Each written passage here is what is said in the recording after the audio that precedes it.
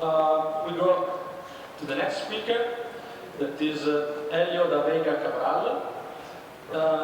It's a postdoc in Francesco Negro lab in Brescia, and he will present something about modulation of shared synaptic input to spinal motor neurons mediates short-term acquisition of a skill learning task.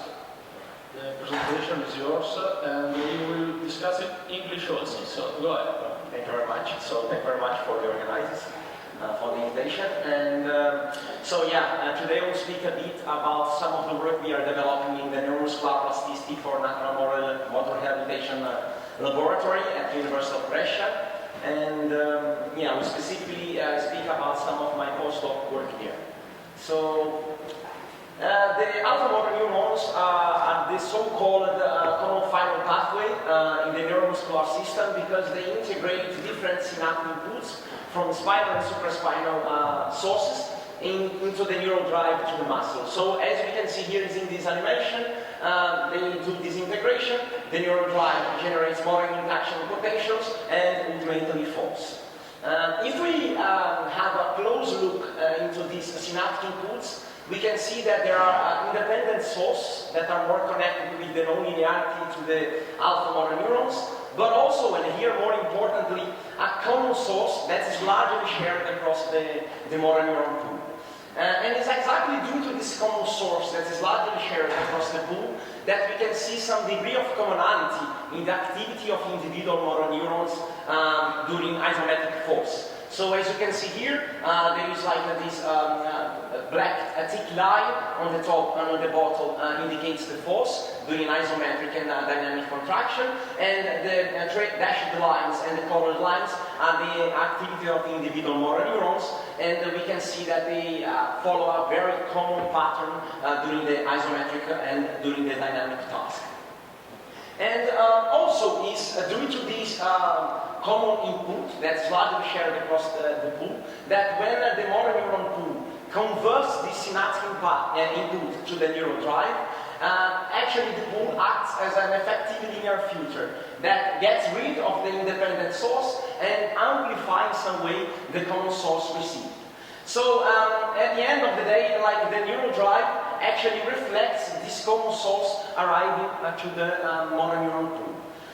This neural drive then arrives to the muscle is further low-pass filtered, and then the muscle force output corresponds precisely to the low-frequency components of the shared synaptic inputs. During the voluntary tasks, these common synaptic inputs that are determinant for the force production, they comprise task-related and task-unrelated oscillations. These task-related oscillations are also called control signal or common drive, and usually in the literature is reflecting the delta band of the coherence between motor unit spike strengths. And this signal provides the precise command for force production. On the other hand, we have these task-related oscillations, or also called as common noise, and among them we have the well called the physiological tremor that is reflecting the alpha band of the coherence between motor unit spike strengths. And this common noise source of the shared synaptic inputs acts as a noise hampering the precise force production. So basically, in this study, what we hypothesized is that during then a process of learning a new motor task involving precise force generation, the system should require a minimization of this common noise, ultimately to maximize or to enhance this control signal in the force output. So this was exactly what we investigated in this study. If the short-term acquisition of a new force matching skill is mediated by alterations in the shared synaptic inputs to spinal motor neurons, and particularly in the physiological tremor band. So in order to do that, we investigated 13 participants in the first dorsal interosseous muscle. They were positioned as shown in this figure, with the index finger attached to a load cell in order to measure the isometric abduction contractions of the index finger. First, doing maximum voluntary contractions, followed by 15 trials of a complex isometric force matching task to induce learning. So we provide to the participants this feedback, and they should try to follow as accurate as possible. We use high-density surface electromyography to record the muscle activity. And just of note, we also conduct the same experimental design in the tibialis anterior muscle in 11 participants. So in terms of signal processing, first what we did, we calculated the error between the force trace, here in yellow, and the feedback for all the 15 trials that the participants performed, and we select just 2 trials. The one with largest error, and we call it as the pre-skill acquisition trial, and the one with the lowest error that we call the post-skill acquisition trial. And for those, we calculate both the error and the correlation between the force trace and the feedback, and also we calculated the coefficient of variation of force, and we decompose the high-density EMG signals into the motor unit spike trends using a convolutive blind source separation algorithm, and we track the motor units between the trials. In order to track the motor units between the trials, basically what we did, we took the decomposition result, and here you have an example, both for the pre in yellow and for the post in green, and we reapplied the motor unit separation vectors from the pre to the post and from the post to the pre to ensure that we were analyzing the same population of motor units. And finally, we compute the shared synaptic impulse oscillations in a well-validated way. Basically, we took the motor unit spike trends, we split it in 2 groups, calculated the sum of them, that is the so-called cumulative spike trend, and calculated the coherence. And we repeated this procedure up to 100 iterations, and at the end we computed the area under the curve of this coherence within the different frequency bandwidths, like delta, alpha, and beta bands, and then we computed a ratio between the post-skill acquisition trial and compared it with the pre. And from this ratio we subtracted 1 in order that values lower than 0 would indicate a decrease in the coherence, and higher than 0 an increase.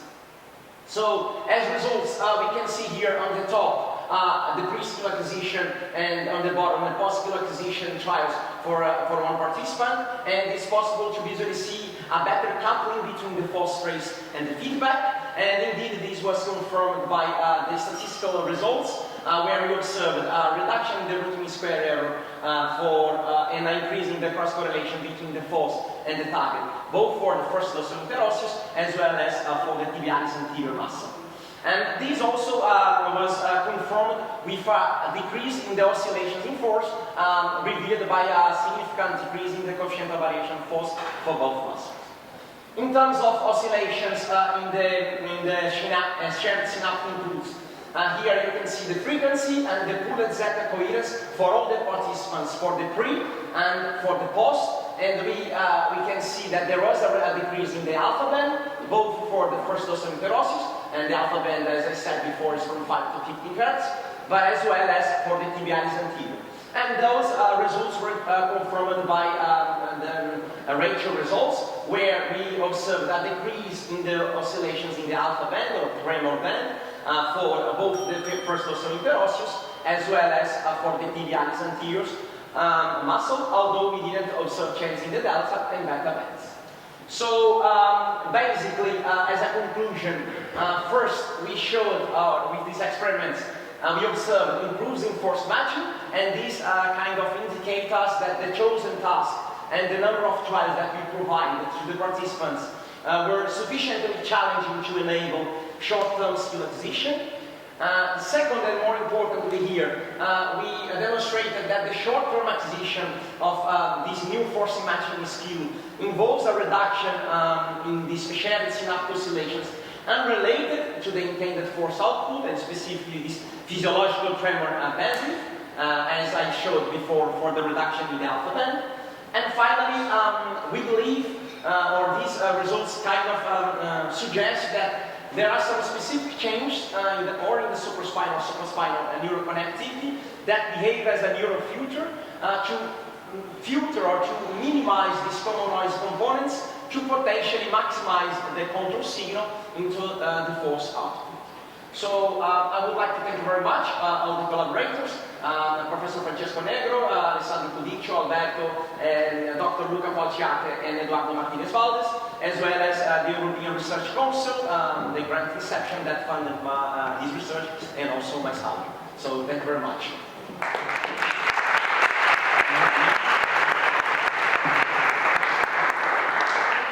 Perfect in timing, fantastic.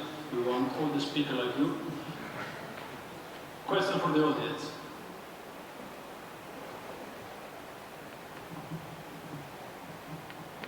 Thank you very much. I'm very interested. In your last slide, when you were describing the mechanisms responsible for modulating the task, do you think that the range cells play a role? The range cells. Yeah. So actually, I didn't show here because we did not have time. But let me just show.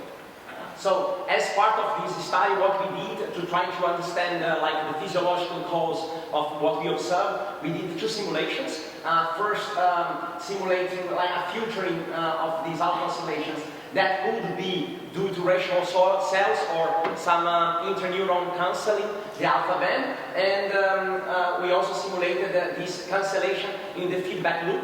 And actually, what we found is that with these simulations, the results we observed experimentally match really close. So we strongly believe that rational cells, as well as some spinal interneurons acting as a filter, would be the cause.